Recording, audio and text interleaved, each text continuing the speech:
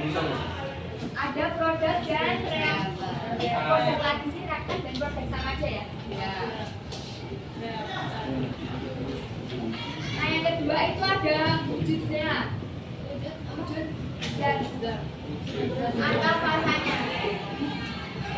Lalu ada tanda panahnya.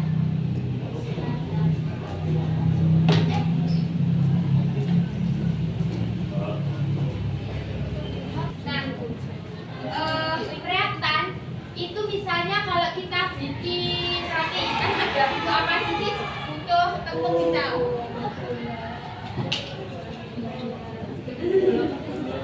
Tepung, misal dia gula ya.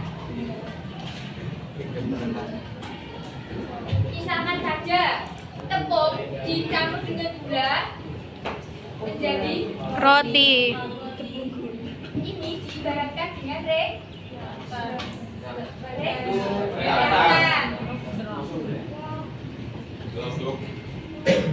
Roti diibaratkan dengan produk atau hasilnya.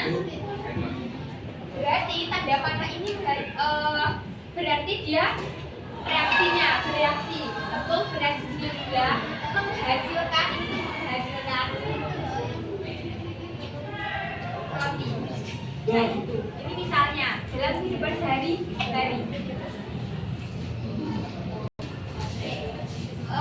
Ini untuk persamaan reaksi kimia itu tentunya pasti ada produk dan reaktan, ada wujud zat dan Ada.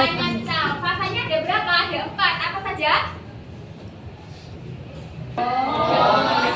Ada apa saja? Ada Zat padat, zat yang es, solid ya, solid. Terus yang kedua ada apa? Ada cair ditambahkan dengan L. Nanti kalau badan itu apa lanjut ya? dan seterusnya. Ada macam-macam reaksi kimia. Ada kita membahasnya ada 7. Yang pertama yaitu ada reaksi sintetis atau penggabungan, yaitu 2 atau lebih zat yang bereaksi membentuk satu produk yang lebih kompleks. Misalnya di situ ada kayak itu kayak gini misalnya. Misalnya A itu ibaratnya tepung, B itu gula, bereaksi menghasilkan roti. Nah roti itu berarti yang terdiri dari tepung dan gula. Berarti A, B itu terdiri dari unsur A dan unsur B.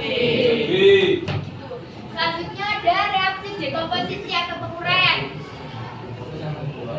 Suatu zat terurai menjadi 2 atau lebih yang lebih sederhana. Misalnya ada senyawa AB. Dia penguraian diuraikan menjadi unsur A dan unsur B. Nah, itu. Lalu yang ketiga ada reaksi penggantian tunggal. Nah itu atau disebut dengan substitusi tunggal. Suatu unsur yang menggantikan unsur lain dalam suatu senyawa membentuk produk baru. Misalnya ini unsur A bereaksi dengan senyawa BC menghasilkan unsur A ini dirubah sama BC ini. Nah B-nya ditinggal di sini. Ya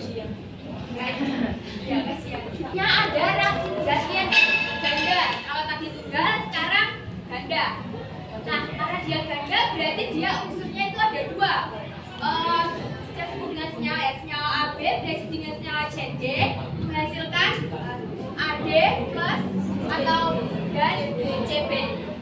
Jadi ada 2 unsur dalam satu senyawa. Oke, selanjutnya ada reaksi pembakaran. Kalau terdengar dengan reaksi pembakaran kan pasti ada apanya? Ada oksigennya. Ya, reaksi pembakaran pasti ada apinya karena dia misalnya ini ada zat bakar. Zat bakar misal bakar bereaksi dengan oksigen menghasilkan karbon dioksida dan air, itu sudah pasti. Nah, yang keenam itu ada reaksi neutralisasi atau asam basa menghasilkan garam dan air. Asam dan basa jika bereaksi akan menghasilkan garam dan air, garamnya dan airnya. Lalu yang ketujuh ada reaksi pelarutan. Reaksi pelarutan ini adalah reaksi pengionan pada senyawa ionik ketika dilarutkan dalam air. Misalnya Udah belajar kan kemarin? Enggak. Enggak. Aniknya ada NaCl. Ya, uraikan menjadi senyawa ioniknya Na plus dan Cl. Kimia atau reaksi yang setara, ini kan ada dua kan, reaksi yang belum setara dan reaksi yang sudah setara. Nah, reaksi yang sudah setara dikatakan sudah setara itu apabila jumlah atom di reaktan ini sama dengan produknya. Jumlah atomnya sama. Misalnya nih,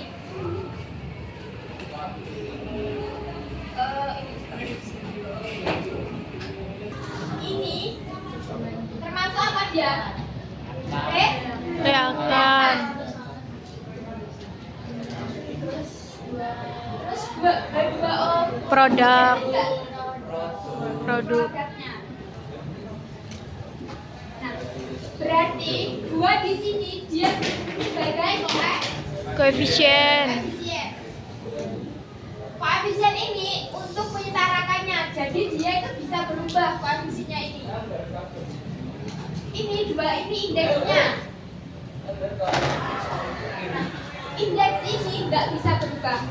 Jadi kalau misal dua di sini ya dua, misal tiga ya tiga, dan seterusnya nggak bisa berubah. Yang bisa dirubah itu hanya yang koefisien. Ini apa namanya? Fase. Masa atau wujud? Oke. Sekarang nih misal kita hitung ya. Berarti cara bacanya gimana? Berarti gas itu apa? Hidrogen Gas hidrogen bereaksi dengan gas oksigen menghasilkan air. Kita coba nih yang sini. Ini reaksi setara ya. Persamaan reaksi kimia setara. Oke, setara. Kita cek. Di sini ada atom H. H di sini berapa? Di reaktannya. dua. Dua. Dua. Oh, Empat. Berapanya empat? Empat dari mana? dua. Ketemu dua lagi. Dari koefisien. Dua kali dua. 4.